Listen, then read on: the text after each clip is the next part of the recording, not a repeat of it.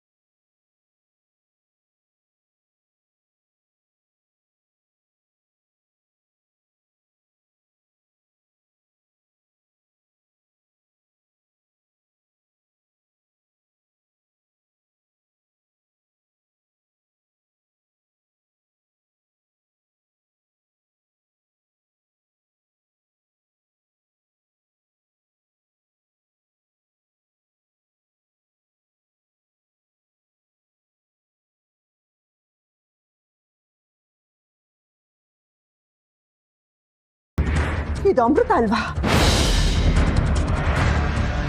ಅಮೃತ ಆವಾದಾಗ ಇದೇ ರೂಪದಲ್ಲಿ ಇರ್ತಾ ಇದ್ಲು. ಅವ್ರ ತಲೆ ಮೇಲೆ ಏನೋ ಮಿಂಚ್ತಾ ಇತ್ತಲ್ವಾ? ಅಮೃತ ನಮ್ಮ ಮನೆ ಒಳಗಡೆ ಬರೋದಕ್ಕೆ ಹೇಗೆ ಸಾಧ್ಯ? ಇಷ್ಟಕ್ಕೂ ನಮ್ಮ ಕಣ್ಣಿಗೆ ಬೀಳ್ದೇ ಇರೋ ಅವಳು ಇದ್ದಕ್ಕಿದ್ದಾಗೆ ಹಾವಿನ ರೂಪದಲ್ಲಿ ನಮ್ಮ ಮನೆಯಿಂದ ಹೊರಗಡೆ ಹೋಗ್ತಾಳೆ ಅಂದ್ರೆ ಹೇಗೆ ಸಾಧ್ಯ ಇದೆಲ್ಲ? ನನಗೆ ಯಾಕೋ ಇದರಿಂದ ಏನೋ ನಿಗೂಢ ಇದೆ ಅನಿಸ್ತಾ ಇದೆ. ಇಲ್ಲ, ನನಗೇನು ಗೊತ್ತಾಗ್ತಿಲ್ಲ. ಹೌದು, ಈ ವಿಷಯನ ವಿಷ್ಣು ರುದ್ರನಿಗೆ ತಿಳಿಸೋದೇ ಒಳ್ಳೇದು. ರುದ್ರ, ವಿಷ್ಣು ವಿಷ್ಣು ವಿಷ್ಣು ರುದ್ರ, ಏನಮ್ಮಾಯ್ತು? ಅದು ಅದು ಅದು ಅದು ಅಂದ್ರೆ ನಮ್ಗೆ ಹೇಗಮ್ಮ ಗೊತ್ತಾಗುತ್ತೆ? ಬಾಯಿ ಬಿಟ್ಟು ಹೇಳಿದ್ರೆ ತಾನೇ ನಮಗೂ ಅರ್ಥ ಆಗೋದು. ಹಾವು ಹಾವು. ನೀನ್ ಹೀಗೆ ಹಾವು ಗೀವು ಅಂತ ಹೇಳಿದ್ರೆ ನಮ್ಗೇನು ಅರ್ಥ ಆಗಲ್ಲ. ಅದೇನ್ ಹೇಳ್ಬೇಕು ನೇರವಾಗಿ ಹೇಳು. ನಮ್ಮ ಮನೇಲಿ ಅಮೃತ ಅವನ್ನ ನೋಡ್ದೆ ಕಂಡ್ರು.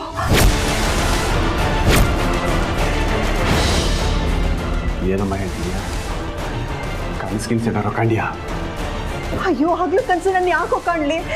ನಾನೇ ನನ್ನ ಕಣ್ಣಾರೆ ನೋಡ್ದೆ. ಅಮೃತ ಹಾವು ನಮ್ಮನೆಯಿಂದ ಹೊರಗಡೆ ಹೋಯ್ತು ಕಣೋ.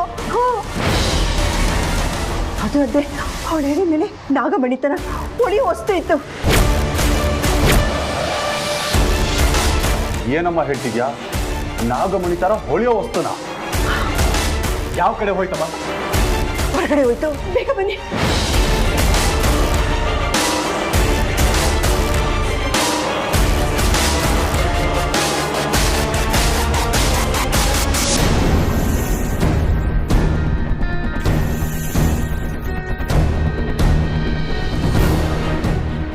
ಏನಡ ಇದು?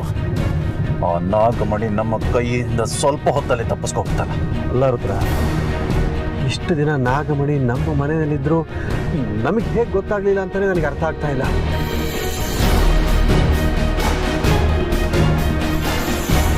ಅಮೃತ ಹಾವಿನ ರೂಪದಲ್ಲಿ ನಮ್ಮ ಮನೆಗೆ ಬಂದು ಸೇರ್ಕೊಂಡಿರೋದು ನಾಗಮಣಿನ ಪಡ್ಕೊಳ್ಳೋದಕ್ಕೆ ಅಂತ ಖಚಿತ ಆಯಿತು. ರುದ್ರ, ಬೇಗ ನಡಿ. ಹೇಗಾದರೂ ಮಾಡಿ ಅಮೃತನ ಹಿಡಿದು ನಾಗಮಣಿನ ನಮ್ಮ ಕೈವಶ ಮಾಡ್ಕೋಬೇಕು.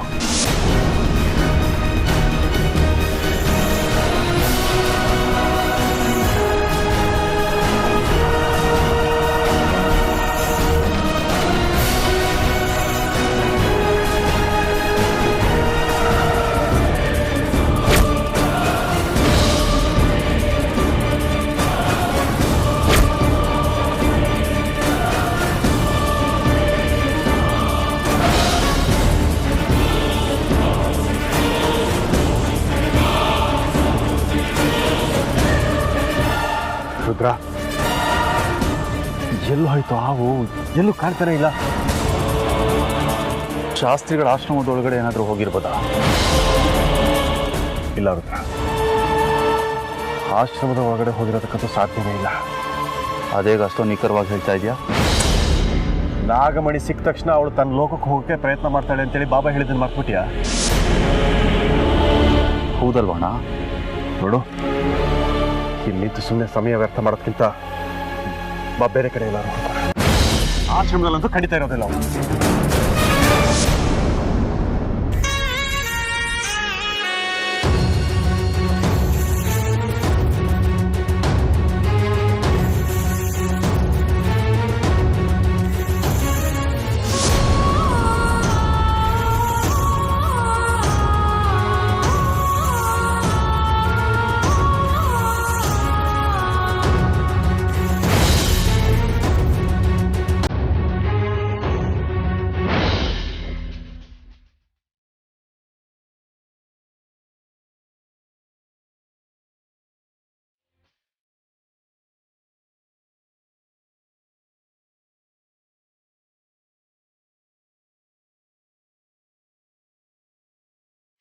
ಬಾ ಅಮೃತ. ಶಾಸ್ತ್ರಿಗಳೇ, ಇಷ್ಟು ದಿನ ನಾಗಮಣಿ ನನ್ನ ಅಕ್ಕಪಕ್ಕದಲ್ಲಿ ಇದೆ ಅಂತ ಗೊತ್ತಿಲ್ಲದೆ ನಾನು ಹುಡುಕಿರೋ ಜಾಗಗಳೇ ಇಲ್ಲ. ಹಾಗೆ ಹುಡ್ಕೋ ಬರದಲ್ಲಿ ನನ್ನ ಶಾಂತಿ, ನೆಮ್ಮದಿ ಎಲ್ಲಾನು ಕಳ್ಕೊಂಡೆ. ಆದ್ರೆ ನಾಗಮಣಿ ಇಷ್ಟು ದಿನ ನನ್ನ ಜೊತೆಲಿ ಮಲ್ಲಿ ರೂಪದಲ್ಲಿದೆ. ಅದೇ ನನಗ್ ಸಂತೋಷ. ನೀವ್ ಹೇಳ್ದಾಗೆ ನಾಗಮಣಿ ಮೇಲೆ ಕಣ್ಣು ಹಾಕಿರೋ ಎಲ್ಲ ದುಷ್ಟರನ್ನ ಸಂಹಾರ ಮಾಡಿ ಆಮೇಲೆ ನಾನು ಮತ್ತೆ ನನ್ನ ಅರ್ಜುನ್ ಅವರು ನಾಗಮಣಿ ಸಮೇತ ನಮ್ಮ ನಾಗಲೋಕನ ಸೇರ್ಕೊಳ್ತೀವಿ.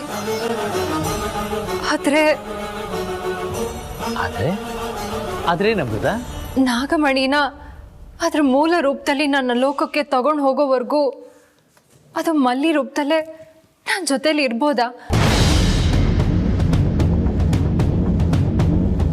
ಹೇಗೋ ಇಷ್ಟು ದಿನ ಮಲ್ಲಿ ರೂಪದಲ್ಲೇ ನನ್ನ ಜೊತೆಲಿತ್ತು, ಹಾಗೆ ಮುಂದೇನು ಇದ್ಬಿಡ್ಲಿ. ನಾಗಮಣಿ ಕಾಣಿಸ್ತಾ ಇಲ್ಲ ಅನ್ನೋ ಆತಂಕದಲ್ಲಿ ನಾಗಮಣಿಗೆ ಸಲ್ಲಿಸ್ಬೇಕಾಗಿರುವ ಗೌರವನೇ ನಾನು ಸಲ್ಲಿಸಿರ್ಲಿಲ್ಲ ಶಾಸ್ತ್ರಿಗಳೇ. ಈಗ ಆ ಗೌರವ ಸಲ್ಲಿಸುವಂಥ ಅವಕಾಶ ಸಿಗಬಹುದಾ?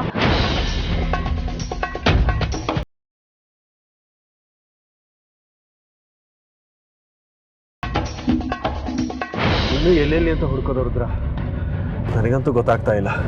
ನನಗೂ ಹುಡುಕಿ ಸಾಕಾಗೋಗಿದೆ ಅಣ್ಣ. ಅಮ್ಮನ್ನೇ ನಂಬೋದಕ್ಕಾಗ್ತಾ ಇಲ್ಲ. ಏನ್ ನಿನ್ನ ಮಾತಿನ ಅರ್ಥ? ಅಮ್ಮ ಯಾವುದೋ ಹಾವನ್ನ ನೋಡಿ ಅಮೃತ ಹಾವು ಅಂತ ಹೇಳಿರ್ಬೋದಲ್ವಾ? ಯಾವುದೋ ಹಾವನ್ನ ನೋಡಿ ಅಮೃತ ಹಾವು ಅಂತ ಹೇಳಿರ್ಬೋದು, ಆದರೆ ಆ ಹಾವಿನ ತಲೆ ಮೇಲೆ ನಾಗಮಣಿ ಥರ ಫಳಫಳ ಹೊಳಿತಾ ಇತ್ತು ಅಂತ ಹೇಳ್ತಾ ಇದ್ದಾಳಲ್ಲ. ಅಯ್ಯೋ, ಈಗಲೂ ಆಗ್ಲೋ ಹೋಗೋ ಮುದುಕಿ ಅವಳು. ಅವಳ ಕಣ್ಣಿಗೆ ನಾಗಮಣಿ ಥರ ಹೊಳೆಯೋ ವಸ್ತು ಕಾಣಿಸ್ತು ಅಂದರೆ ನೀನು ನಂಬ್ತೀಯಾ? ನಾನಂತೂ ನಂಬೋದಿಲ್ಲ.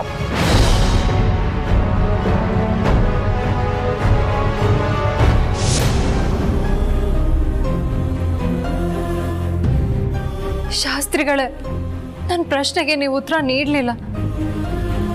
ಇನ್ನು ಕೆಲವು ದಿನ ನಾಗಮಣಿ ಮಲ್ಲಿ ರೂಪದಲ್ಲೇ ಇರಬಹುದು. ಆದರೆ ಆದ್ರೆ ಏನು ಶಾಸ್ತ್ರಿಗಳೇ? ಕೇತುಗ್ರಸ್ತ ಖಗ್ರಾಸ ಸೂರ್ಯಗ್ರಹಣದ ಪ್ರಭಾವ ಇನ್ನು ನಾಗಮಣಿ ಮೇಲಿದೆ.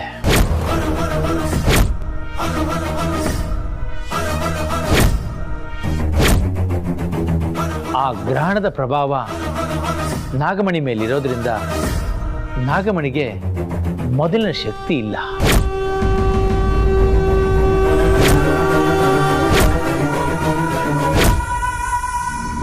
ಆ ಶಕ್ತಿನ ತುಂಬೋದಕ್ಕೆ ಏನ್ ಮಾಡ್ಬೇಕು ಶಾಸ್ತ್ರಿಗಳೇ? ನೀನು ತುಂಬ ನೇಮನಿಷ್ಠೆಯಿಂದ ಹಾಗೆ ಮಡಿಯಿಂದ ನಾನು ಹೇಳಿಕೊಡುವ ಪೂಜೆ ಪುನಸ್ಕಾರಗಳನ್ನು ಮಾಡಬೇಕು. ಶಾಸ್ತ್ರಿಗಳೇ, ನಾಗಮಣಿ ಬರೀ ನನ್ನ ಉಸಿರಲ್ಲ, ನಮ್ಮ ನಾಗಲೋಕದ ಉಸಿರು. ಅದನ್ನ ತಗೊಂಡು ಹೋಗೋದು ನನ್ನ ಕರ್ತವ್ಯ. ಅಲ್ಲಿವರೆಗೂ ನಾಗಮಣಿಗೋಸ್ಕರ ಎಂತ ಕಠಿಣ ವ್ರತ ಆದ್ರೂ ನಾನು ಮಾಡ್ತೀನಿ. ಸಂತೋಷ ಅಮೃತ. ಆದರೆ ಇನ್ನು 2 ದಿನಗಳ ಕಾಲ ನಾಗಮಣಿ ಈ ಮಲ್ಲಿ ರೂಪದಲ್ಲಿರುವಂಥದ್ದು ಯಾವ ದುಷ್ಟರಿಗೂ ದುರುಳರಿಗೂ ಗೊತ್ತಾಗದೇ ಇರುವಾಗ ನೋಡ್ಕೋಬೇಕು. ಗೊತ್ತಾದರೆ ಅಪಾಯ ತಪ್ಪಿದ್ದಲ್ಲ.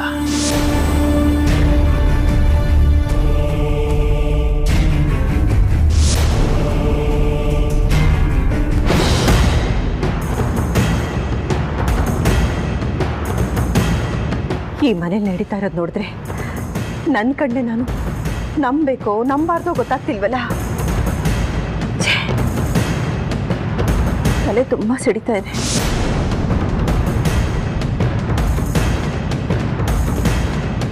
ಮಣಿ ಮಣಿ ಮಣಿ ಮಣಿ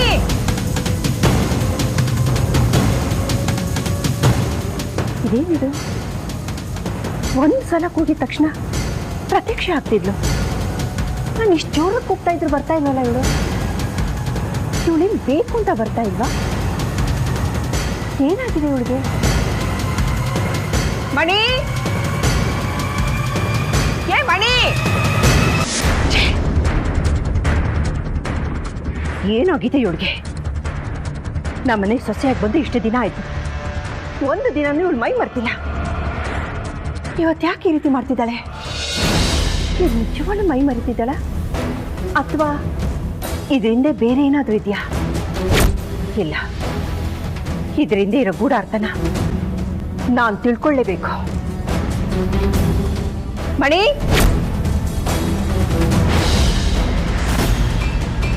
ಪುತ್ರ, ಅಮ್ಮನ ಮಾತನ್ನ ನಂಬಬೇಕೋ ಬಿಡ್ಬೇಕೋ ನನಗೆ ಗೊತ್ತಾಗ್ತಾ ಇಲ್ಲ. ಅವಳ ಮಾತಿನಲ್ಲಿ ಸತ್ಯಕ್ಕಿಂತ ಸುಳ್ಳೇ ಜಾಸ್ತಿ ಅಂತ ಅನ್ನಿಸ್ತಾ ಇದೆ. ಇಲ್ಲ ಅಣ್ಣ, ನಿನ್ನ ಮಾತನ್ನು ನಾನು ನಂಬೋದಿಲ್ಲ. ಯಾಕೋ ಹೀಗೆ ಹೇಳ್ತಿದೀಯಾ? ಅಮ್ಮ ಹೇಳಿದ್ರಲ್ಲಿ ಸುಳ್ಳೇನಿದೆ? ನೀನು ಅಮ್ಮನ ಥರ ದಾರಿ ತಪ್ಪಿಸ್ತಾ ಇದ್ದೀಯ.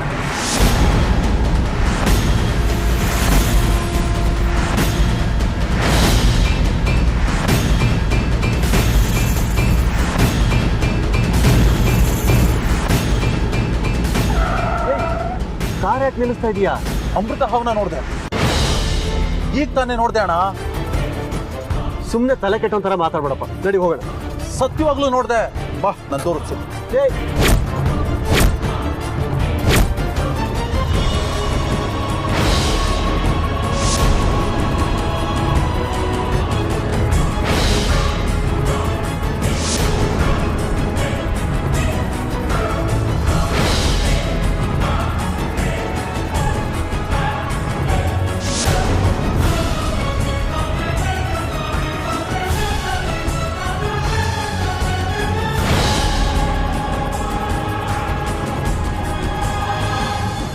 ರುದ್ರ, ಎಲ್ಲೂ ಕಾಣಿಸ್ತಾನೆ ಇಲ್ವಲ್ಲೋ?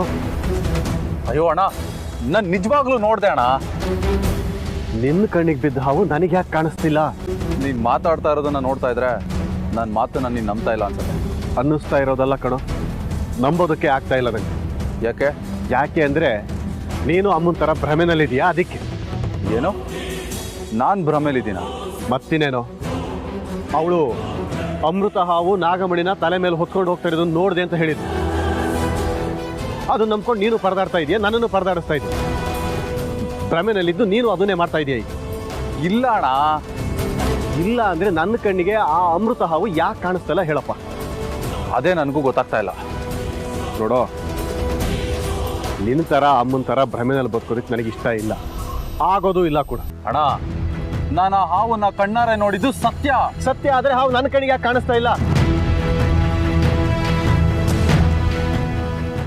ನೋಡಿದ್ಯಾ, ಈ ನಿನ್ನ ಮೌನನೇ ನೀನು ಹಾವನ್ನ ನೋಡಿದ್ದು ಸುಳ್ಳು ಅಂತ ಸಾಬೀತು ಮಾಡ್ತಾ ಇದೆ. ನಡಿ ಹೋಗೋಣ.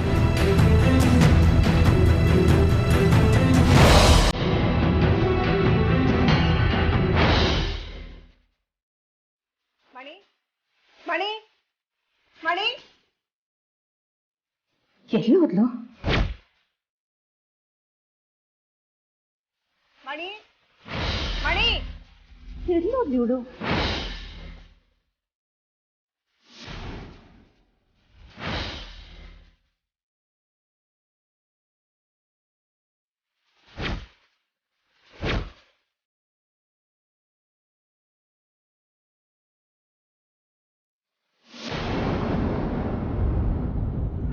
ಸಿಕ್ಕದ್ಲಾ?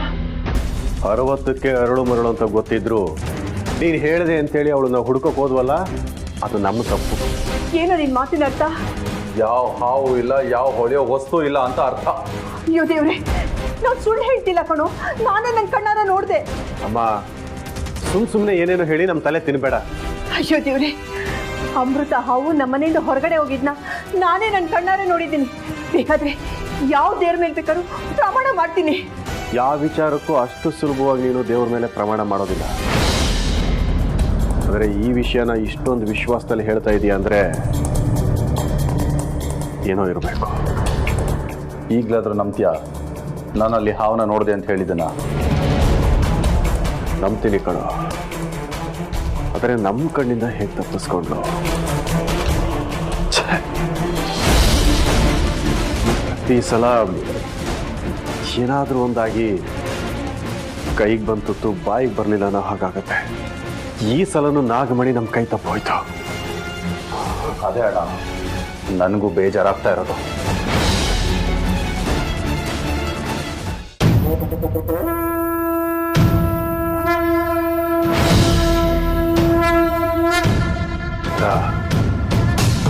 ಈ ನಾಗಮಣಿ ಅನ್ನೋದು ಪ್ರತಿ ಸಲ ಯಾವುದಾದ್ರೂ ಒಂದು ಕಾರಣಕ್ಕೆ ನಮ್ಮ ಕೈಯಿಂದ ತಪ್ಪಿಸ್ಕೊಳ್ತಾನೆ ಇದೆ ಕಣ. ಆದರೂ ಕೊನೆಗೂ ಆ ಕಾರಣ ಏನು ಅಂತ ಗೊತ್ತೇ ಆಗೋದಿಲ್ಲ ನಮಗೆ. ಇನ್ನೇ ನಮ್ಮ ಕೈಗೆ ಸಿಕ್ತು, ನಮ್ಮ ವಶಕ್ಕೆ ಬಂತು ಅನ್ನೋ ಅಷ್ಟರಲ್ಲಿ ಏನಾದರೂ ಕಾರಣದಿಂದ ನಮ್ಮ ಕೈ ತಪ್ಪು ಹೋಗ್ತಾನೆ ಇದೆ. ಇದನ್ನೆಲ್ಲ ನೆನೆಸ್ಕೊಳ್ತಾ ಇದ್ರೆ ತಲೆ ಕೆಟ್ಟು ಹೋಗ್ಬಿಟ್ಟಿದೆ. ಮಣಿ, ಒಂದು ಲೋಟ ನೀರು ತಗೊಂಬಾರ. ಅವಳೆಲ್ಲಿದ್ದಾಳೆ ಮನೇಲಿ? ಎಲ್ಲಿ ಹೋದ್ಲು? ಅಜ್ಜಿ,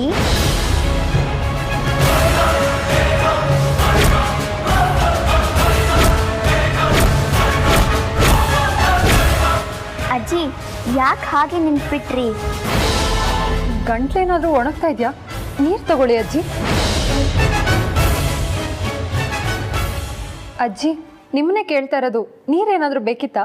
ಬೇಡ ಬೇಡ, ಈಗಾಗಲೇ ಸಾಕಷ್ಟು ನೀರು ಕುಡ್ದಿದ್ದೀನಿ.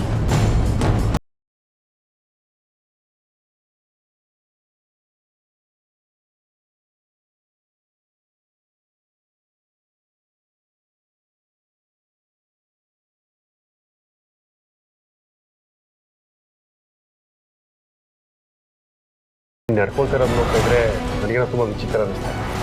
ಅಲ್ಲ, ನಿನಗೇನು ಅನ್ನಿಸ್ತಾ ಇದೆ, ಏನು ಹೇಳಬೇಕು ಅನ್ನಿಸ್ತಿದೆ ಅದು ನೇರವಾಗಿ ಬಾಯ್ಬಿಟ್ಟು ಸರಿಯಾಗಿ ಹೇಳು. ಅಣ್ಣ ಆವಾಗಲೇ ಮಣಿನ ನೀರು ಕೇಳಿದಾಗ ಮಣಿ ಮನೇಲಿ ಎಲ್ಲಿದ್ದಾಳೆ ಅಂತ ಹೇಳ್ದ. ಅಯ್ಯೋ ದೇವ್ರೆ, ಈ ಮನೇಲಿ ಏನಾಗ್ತಾ ಇದೆ ಅಂತಾನೆ ನಂಗೆ ಗೊತ್ತಾಗ್ತಿಲ್ಲ. ನನ್ನ ತಲೆ ಕೆಟ್ಟು ಹೋಗ್ತಾ ಇದೆ. ಇದ್ದಕ್ಕಿದ್ದಾಗೆ ಅಮೃತ ಹಾವು ಮನೆಯಿಂದ ಹೊರಗಡೆ ಹೋಗುತ್ತೆ. ಅದ್ರ ನೆತ್ತಿ ಮೇಲೆ ನಾಗಮಣಿ ತರ ಒಂದು ವಸ್ತು ಇರುತ್ತೆ. ಇಷ್ಟೊತ್ತು ಮನೆ ಒಳಗಡೆ ಇಲ್ಲಿಂದ ಮಲ್ಲಿ ಹಾಗೂ ಮಣಿ ಈಗ ಮನೆ ಒಳಗಡೆ ಇದ್ದಾರೆ. ಅವ್ರು ಯಾವಾಗ ಮನೆ ಒಳಗಡೆ ಬಂದ್ರು? ಇದೆಲ್ಲ ಹೇಗ್ ಸಾಧ್ಯ? ಇದೆಲ್ಲ ಮಾಯನೋ ಮಂತ್ರನೋ ಕಣ್ಣು ಕಟ್ಟೋ ಒಂದು ಗೊತ್ತಾಗ್ತಿಲ್ಲ ನನಗೆ. ಅಮ್ಮ, ನೀನು ಏನು ಹೇಳಬೇಕು ಅಂತಿದೀಯೋ ಅದನ್ನ ನೇರವಾಗಿ ಅರ್ಥವಾಗೋ ರೀತಿಯಲ್ಲಿ ಹೇಳು. ಅಯ್ಯೋ, ಅವರಿಬ್ರು ಇಷ್ಟೊತ್ತು ಮನೇಲೇ ಇರ್ಲಿಲ್ಲ ಕಣೋ. ನಾನು ಮನೆ ಮೂಲೆ ಮೂಲೆ ಹುಡುಕಿದ್ದೀನಿ, ಅವ್ರು ಎಲ್ಲೂ ಕಾಣಲಿಲ್ಲ. ಅವ್ರು ನನ್ನ ಕಣ್ಣಿಗೆ ಬಿದ್ದಿಲ್ಲ ಕಣೋ. ನೀವು ಹೇಗೆ ತಾನು ಹೊರಗಡೆಯಿಂದ ಬಂದಿದ್ದೀರಾ ಅಲ್ವಾ? ಅವ್ರು ಹೊರಗಡೆಯಿಂದ ಒಳಗಡೆ ಬರೋದು ಹೇಗೆ ಸಾಧ್ಯ? ಮನೆ ಒಳಗಡೆನೂ ಇರಲಿಲ್ಲ, ಹೊರಗಡೆಯಿಂದನೂ ಬರಲಿಲ್ಲ. ಇವರೇನಾದರೂ ಮೋಡಿ ವಿದ್ಯೆ ಕಲ್ತಿದ್ದಾರಾ?